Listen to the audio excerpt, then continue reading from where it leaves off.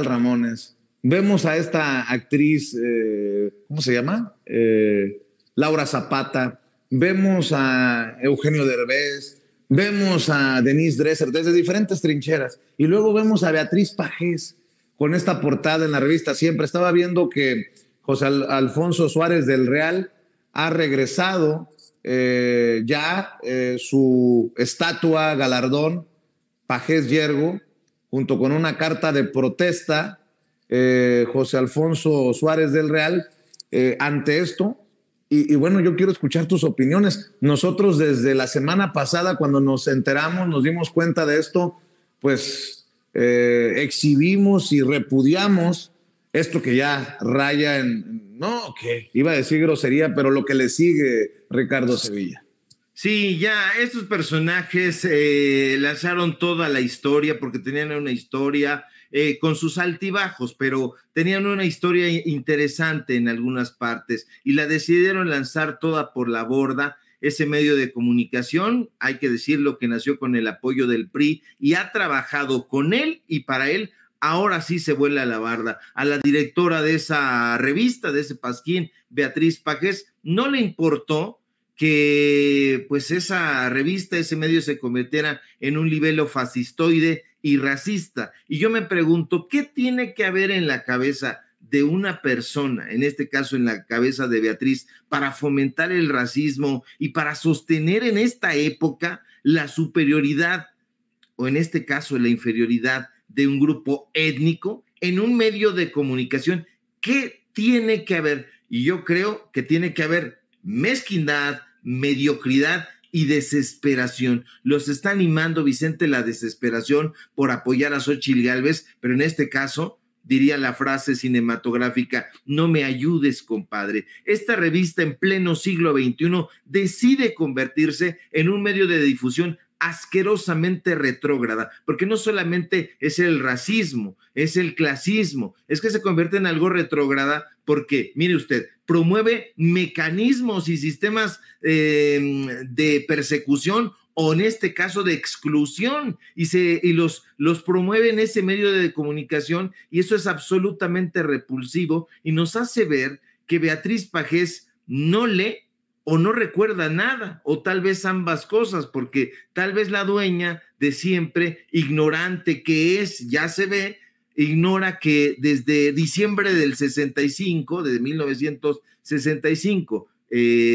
la Asamblea General de la Organización de las Naciones Unidas realizó una convención, Vicente, una convención para que se eliminara de todas las formas la discriminación racial y se aprobó. Es decir, eso ya no tendría por qué existir en ningún lugar y mucho menos en un medio de comunicación. Y eso me recuerda que la derecha, como reza un título de un libro de Humberto Eco, va de la estupidez a la locura. No se puede seguir fomentando ni buscando acólitos o seguidores para promover una actitud etnocéntrica, que es lo que está promoviendo este pasquín. ¿Qué busca este semanario o qué buscaba? Desde luego inocular miedo en la población. ¿Por qué? Bueno, porque ellos dicen, es que Claudia es judía, ergo es malvada, es como Krause, es como Cuauhtémoc Margolis. No se puede pensar en blanco y negro y eso es lo que están haciendo estos pelmazos. No se puede creer que porque se es católico, entonces se está avalando la pederastia de los legionarios de Cristo. Esta es una tontería absoluta. Lo que ellos quieren es que la población piense en blanco y negro.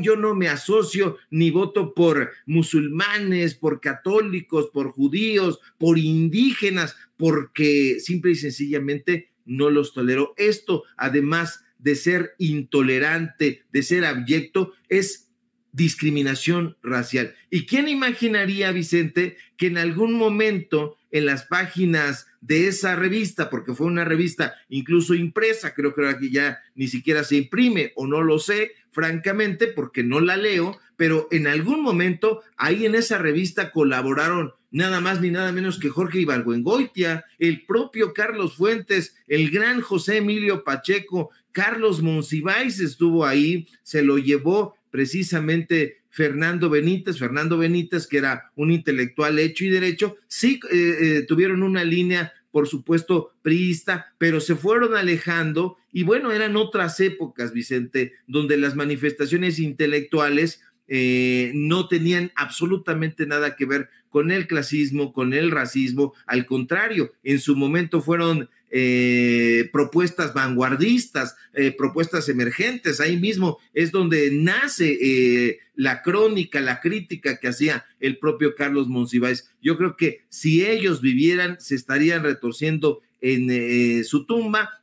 Han echado por la borda esa tradición que tenían, que se amparaba en la cultura en México, como se llamaba ese suplemento cultural. Ahí es donde incluso se publica por primera vez la columna de Carlos Monsiváis, que después va a dar a un libro que se llama Por mi madre, Bohemios. Entonces es lamentabilísimo que estos personajes, en este caso avalados por Beatriz Pajés, hayan